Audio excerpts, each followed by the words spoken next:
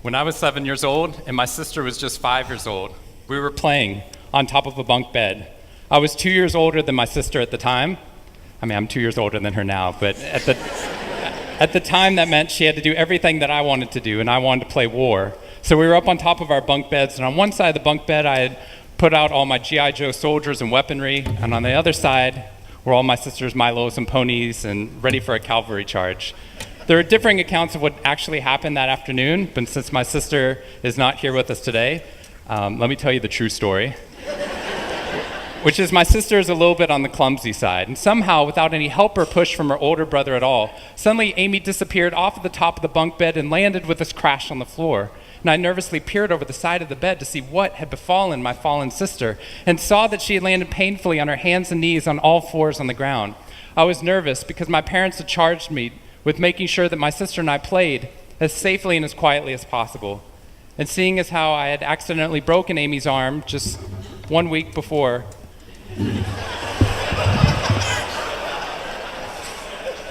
heroically pushing her out of the way of an oncoming imaginary sniper bullet,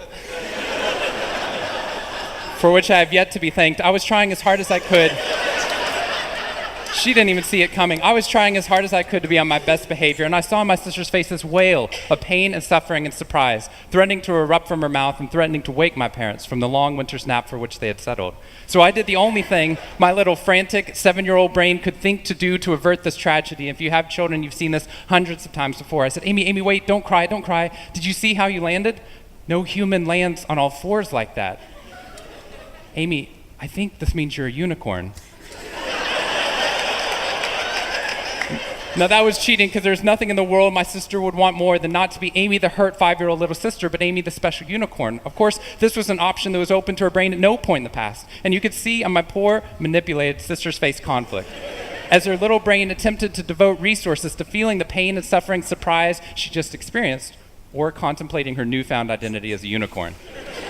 And the latter won out. Instead of crying, instead of ceasing our play, instead of waking my parents with all the negative consequences that would have ensued for me, instead, a smile spread across her face, and she scrambled right back up onto the bunk bed with all the grace of a baby unicorn. With one broken leg. What we stumbled across at this tender age of just 5 and 7, we had no idea at the time, was something that was going to be at the vanguard of a scientific revolution occurring 2 decades later in the way that we look at the human brain. What we had stumbled across is something called positive psychology, which is the reason that I'm here today and the reason that I wake up every morning. When I first started talking about this research outside of academia, out with companies and schools, the very first thing they said to never do is to start your talk with a graph. The very first thing I wanted to do is start my talk with a graph. This graph looks boring, but this graph is the reason that I get excited and wake up every morning. And this graph doesn't even mean anything. It's fake data. What we found is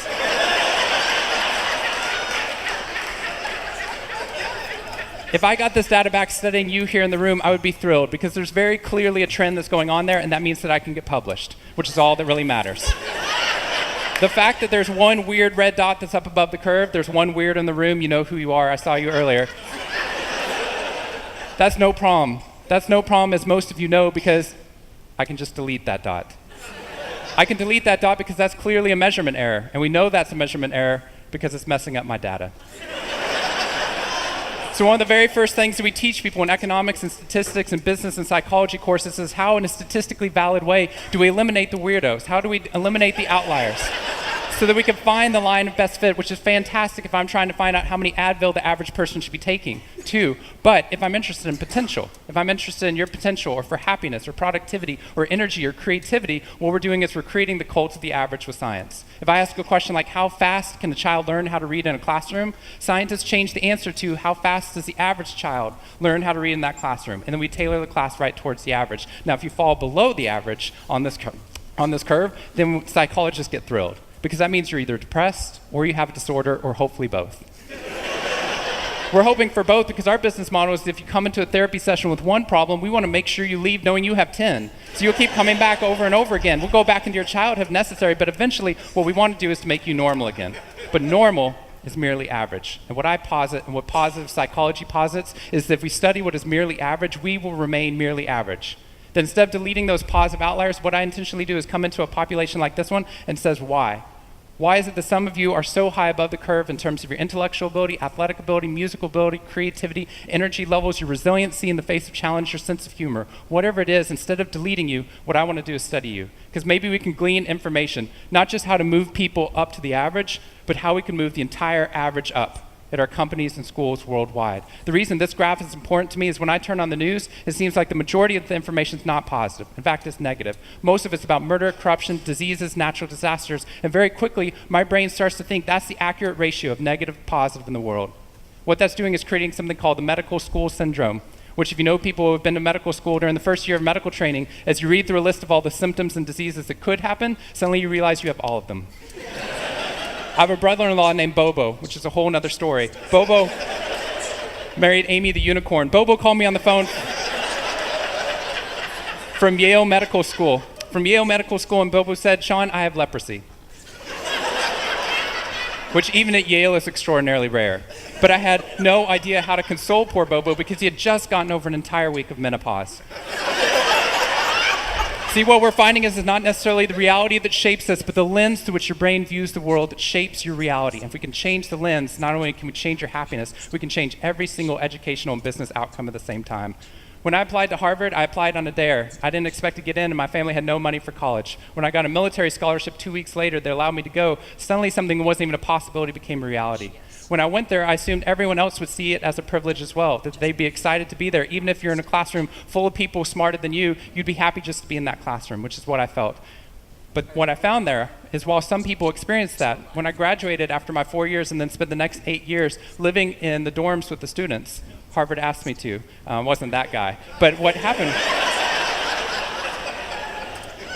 I was an officer of Harvard to counsel students through the difficult 4 years, and what I found in my research and my teaching is that these students, no matter how happy they were with their original success of getting into the school, 2 weeks later their brains were focused not on the privilege of being there, nor on their philosophy or their physics. Their brain was focused on the competition, the workload, the hassles, the stresses, the complaints. When I first went in there, I walked into the freshman dining hall, which is where my friends from Waco, Texas, which is where I grew up, I know some of you have heard of it. When they come to visit me, they look around, they say, "This freshman dining hall looks like something out of Hogwarts from the movie Harry Potter," which it does. This is Hogwarts from the movie Harry Potter, and that's Harvard. And when they see this, they say, "Shawn, why do you waste your time studying happiness at Harvard? Seriously, what does a Harvard student possibly have to be unhappy about?" Embedded within that question is the key to understanding the science of happiness. Because what that question assumes is that our external world is predictive of our happiness levels. When in reality, if I know everything about your external world, I can only predict 10% of your long-term happiness. 90% of your long-term happiness is predicted not by the external world, but by the way your brain processes the world. And if we change it, if we change our formula for happiness and success, what we can do is change the way that we can then affect reality. What we found is that only 25% of job successes Only 25% of job successes are predicted by IQ. 75% of job successes are predicted by your optimism levels, your social support, and your ability to see stress as a challenge instead of as a threat.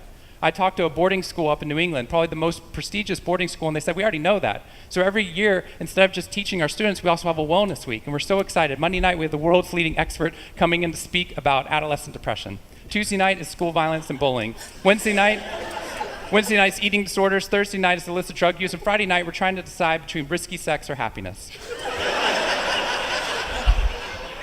I said that's most people's Friday nights.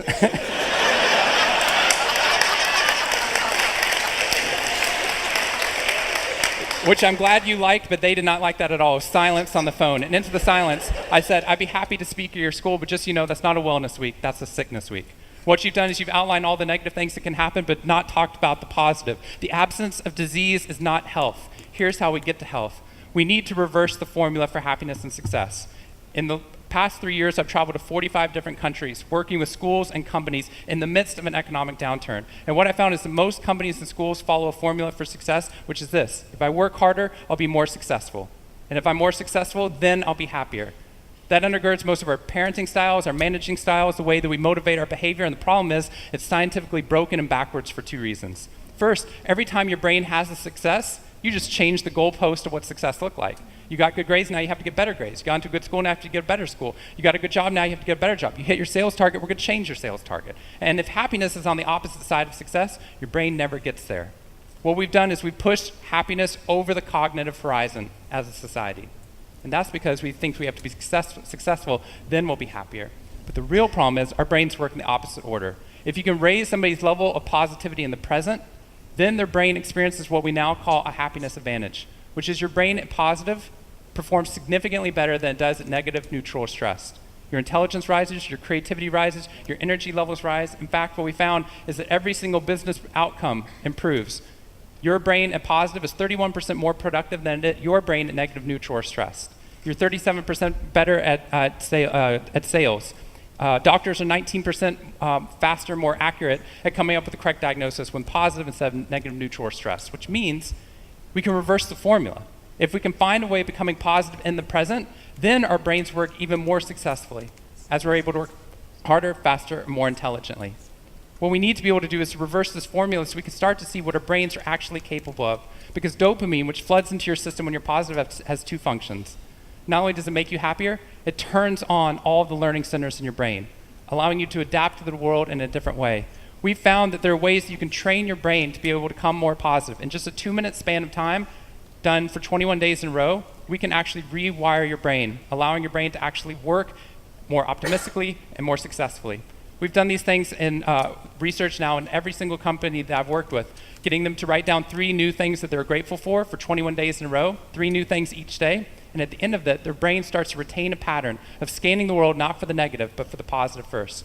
Journaling about one positive experience you've had over the past 24 hours allows your brain to relive it. Exercise teaches your brain that your behavior matters. We find that meditation allows your brain to get over the cultural ADHD that we've been creating by trying to do multiple tasks at once, and allows our brains to focus on the task at hand. And finally, random acts of kindness or conscious acts of kindness. We get people, when they open up their inbox, to write one positive email praising or thanking somebody in their social support network. And by doing these activities and by training your brain, just like we train our bodies, what we found is we can reverse the formula for happiness and success, and in doing so, not only create ripples of positivity, but create a real revolution. Thank you very much.